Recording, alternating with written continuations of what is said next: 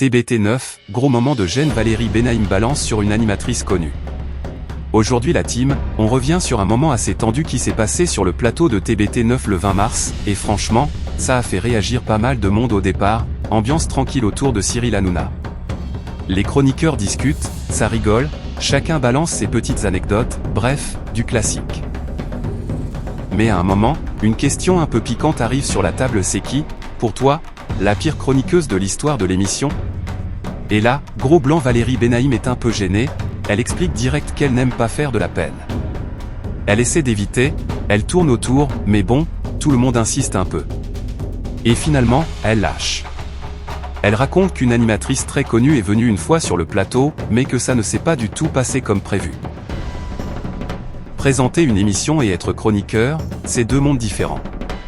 Mais Valérie Benaïm insiste sur un point important: ce métier a l'air simple, mais en réalité, c'est loin d'être facile. Parler autour d'une table, réagir en direct, être naturel, avoir du répondant, ça demande un vrai niveau. Même quelqu'un de très expérimenté peut se retrouver en difficulté. Et là, Jordan de Luxe enfonce le clou. C'est vrai qu'elle était restée tétanisée. Ambiance un peu lourde d'un coup. Pour finir, Valérie Benaïm compare avec d'autres personnalités comme Christine Bravo, qui elle, est super à l'aise dans cet exercice. Et elle conclut avec une phrase très claire: on rentre dedans, ou on ne rentre pas.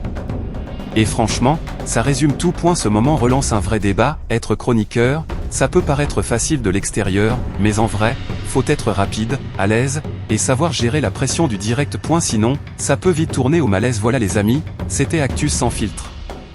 Si cette vidéo t'a plu, clique sur j'aime, abonne-toi et active la cloche pour ne rien louper des prochaines actus qui font du bruit.